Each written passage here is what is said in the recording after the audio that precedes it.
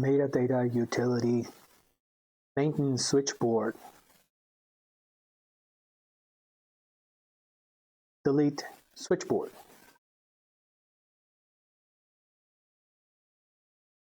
From the main switchboard, click on Maintenance Switchboard, followed by clicking on Metadata Utility Maintenance Main Switchboard,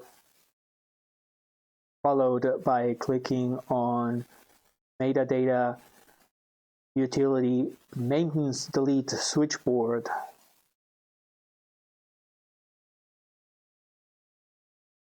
Once in the Metadata Utility Maintenance Delete Switchboard, we will have the following options. The first available option would be delete master records.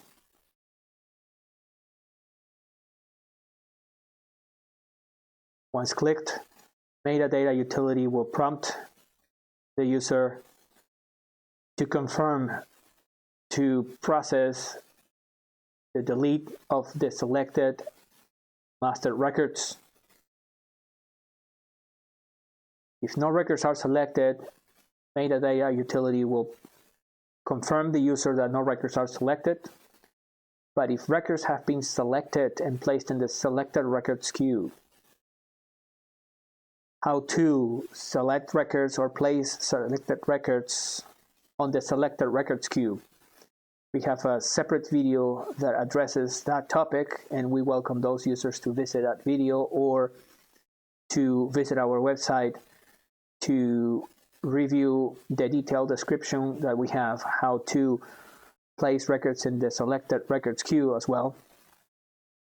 For purposes of this video, once that those records have been placed on the selected records queue and a user selects to click yes, Metadata Utility will prompt the user for a second and last time, indicating the number of records that have been placed in the selected records queue. In this particular example, the user has placed only one record to be deleted, and Metadata Utility is telling the user selected records found as 1, delete one selected master record. The user has the option to select yes, in which the data will be deleted.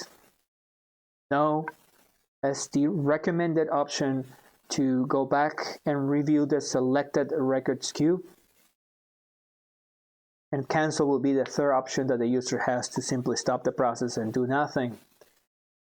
On this second and last message, Metadata Utility is indicating to the user, note, deletion of master records is irreversible, which means that once that the data has been deleted, there is no way to get it back with a single click. If the user selects yes, then Metadata Utility will confirm once that the record or records have been deleted. The next option in Metadata Utility is called delete orphan records. Once that master records have been deleted, due to the architecture in Metadata Utility, which uses a relational database management system to store the data and manage the data for the Windows Media Center movie library. Once that master records have been deleted, there will be traces of those deleted records throughout the application. This second option enables users two functionalities. One, if the deleted records were a mistake, the user will be able to find still those traces of those records, and using that information, the user would be able to slowly but surely, let's imagine instead of having deleted one record, the user had selected 100 records and went and deleted 100 records. And after the deletion, even though in the second message it was clearly stated this is irreversible, but after it was deleted, the user goes and realizes, I did not mean to do that. I want my records back. Then by going into the delete orphan records queue, which is available through the main application, the user will be able to still find those titles of those movies that were deleted. And in this particular example, if a user had deleted 1 or say 100 movies, the user will be able to see those 100 titles and would be able to go back on the online search tool, search for the 100 titles, and re-download that data back again and resynchronize it with Metadata Utility. However, if a user is resolved, okay, I do not want to have this data, I deleted the record or records, then I want to just delete all those traces, and the application will be completely without any traces of having had those records in the past. Then the second option of deleting orphan records, which is deleting those traces of those deleted records, will be the next option. Once that is clicked, Metadata Utility will ask the user to confirm to delete indeed those orphan records. If a user selects yes, then Metadata Utility will prompt for a second and last time to confirm. In this particular example, we just deleted only one master record. Therefore, Metadata Utility will prompt the user that there is one trace of one record having been deleted, and it's asking the user to confirm whether those traces, as we call it, orphan records, should be removed from Metadata Utility. If a user selects no, the user will be able to go to the orphan records queue and identify those traces, which will be helpful to rebuild their Metadata Utility movie information. Or select cancel and ignore and stop the process to evaluate later what course of action should be taken. However, as we note in this example here, there is a last note warning for the user in which it indicates clearly deletion of orphan records is irreversible, meaning that once that a user has deleted the orphan records, those traces of those master records deleted, the information will no longer be able to be found anywhere in within Metadata Utility. In the event that the user selects yes, then Metadata Utility will confirm. In this example, we deleted one master record, and Metadata Utility had one trace of orphan record found. In this particular example, then is confirming after that orphan record has been deleted. The third option in Metadata Utility Maintenance Delete Switchboard is to delete the Windows Media Center cache. This particular feature is normally used for advanced troubleshooting for users that have problems with their Windows Media Center movie library and they have been unsuccessful in either resynchronizing the records or movies are not being shown properly, or a combination of those. We have what is called in Windows Media Center ghost movies, meaning that a user finds a movie duplicated 3 or 4 times, the exact same movie, the exact same records, and when they click on those movies, in some cases they even land and they're able to play the exact same movie. And though they go into their network attached storage or their Windows USB hard drive or Windows local partition, and they see the movie only once, they see that movie for somehow reason replicated many times in Windows Media Center, and they've been unable to clean it up, and they just don't know where to go on to resolve this problem. Then we have the simple option to allow users to simply delete the Windows Media Center cache, which is the information that Windows Media Center uses to store and synchronize the information for their Windows Media Center movie library, and start from the beginning again. Meaning that once that the records has been deleted from the cache, The movie library is still intact. No records have been deleted from the Windows Media Center movie library. It is just the information that it is stored on the local user's profile that Windows Media Center uses each time the Windows Media Center is opened to synchronize that data. And in this particular case, when users see ghosted movies or duplicated movies, the main explanation how that happens is users have created in the past or duplicates of that movie. Most cases, users have downloaded that movie more than one time and used either different applications or within Windows Media Center, they had created different XML IDs. We also have detailed videos into the description and detail and management of what XML IDs are. But the very short description is that is how Metadata Utility traces records to synchronize them with Windows Media Center. So if a user for a given movie had created more than one XML file, since those XML files have unique IDs, a user could actually create different XML files for the exact same movies. And since each file has a unique ID, those files will never be overwritten. They will just have, let's say, one single movie, one example, one single movie in the entire movie library. But because they've created 5 different XML files, now that movie is seen 5 times. And when Windows Media Center opens, it finds a conflict, and Windows Media Center is not designed to troubleshoot those errors. It simply chooses the less of 2 evils, and it just shows the movie 5 times. So as far as Windows Media Center is concerned, there are just 5 different movies. Though those 5 different movies actually point out to this, or point into the same location and the same exact movie. Because it's easier to describe just one movie 5 times, but when we have, for example, a library with 1,000 movies or more, if we actually had, let's say, each movie twice, then we will have over than 2,000 different XML files. And because each file has a unique name, by looking at the actual name of the XML files, we would not be able to determine which one is what. So when it gets to those kinds of levels in which a user is just not being able to troubleshoot in a manual way, then this option is the best option. Simply start again.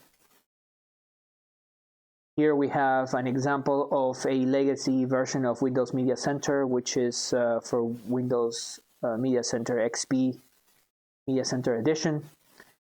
However, the supported current applications that we have are for Windows Media Center from Windows 7 and higher versions. Therefore, it would look something like in this particular example. If a user selects yes, then Windows Media Center local cache information from the user's profile will be deleted. And then the user will be able to, through Metadata Utility, resynchronize, recache that information from their Windows Media Center and resolve, in this particular case, for example, the ghost or the duplicated movies. The last option in Metadata Utility's maintenance delete switchboard is to delete source XML files. Similarly to the example that we just described, in which the user had a duplicate of XML IDs locally stored in their cache profile, there could be a variant also in which there are multiple XML files within the actual location where the movie is located, meaning that the same example, Windows Media Center is designed to have one directory, and within that directory, a movie should be stored. That goes with the architectural design from Windows Media Center. This is replicating the same structure that would be found if we had a DVD. a DVD will store a particular movie. And it's easier to think how a DVD works to bring this example here. A DVD stores data that is read-only. And that is the easiest way for a user. Every time that a DVD is inserted in a DVD drive, it will just play that movie. That DVD drive stores what is called an XML ID, which is the main reason why we always talk about XML files and XML IDs. That comes from the architectural design from Windows Media Center and how DVDs are written. When DVDs are written by the original studio that released that movie, a specific and unique file name is burnt into that DVD as well, or that disc as well, whether it's Blu-ray, whether it's a DVD format. And that file name, that particular unique name, is what Windows Media Center uses to create what is called an XML file. In situations in which, for some reason, a user would have, by a margin of error, created after the movie was downloaded to their local hard drive, to their local Windows partition, or to their local network attached storage, instead of having one single XML file, which would be equal to the one single XML ID that should be in a given DVD or Blu-ray disc, the user for some reason has created a secondary or a third or a fourth, let's say. In this particular example, as we just were talking a few minutes ago, let's say the user has created 5 different files. So it could very well be that each time that the user is caching that information into their local profile, Windows Media Center is simply just caching 5 files. And when Windows Media Center is opening, therefore it's getting confused and showing 5 times the movie. So even if a user had deleted their Windows Media Center cache and recached that information, if at the source we have an error, instead of having one single file, we have multiple, then multiple files will always be cached, and that could cause a problem. So in those situations in which we don't have a one-to-one relationship, meaning that one disk, one file for XML information, we have one disk and multiple files downloaded, then that's where these type of errors are generated. So without further diving into more technical details, because there are many other possibilities that can happen, for the simple use of automation for the user's metadata utility can resolve this problem automatically, and that would be this option of deleting the source XML files. Simply, we allow metadata utility to go and not delete the movie, but delete any possible XML files, and then on other processes and automation processes that we have built into metadata utility, we can generate that XML file information again.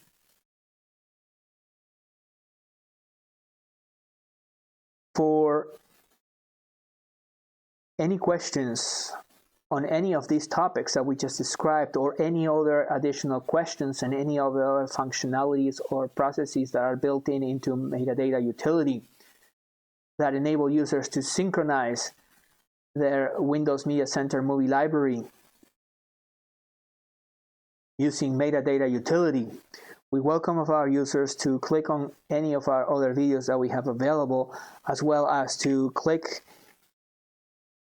not only the videos available, but also visit our website, where we have detailed instructions how to step-by-step to troubleshoot, process, and manage their Windows Media Center entire movie library and synchronize it using metadata utility, as well as to visit our detailed FAQ sections, how to and troubleshooting sections that we have available on our website at metadatautility.com.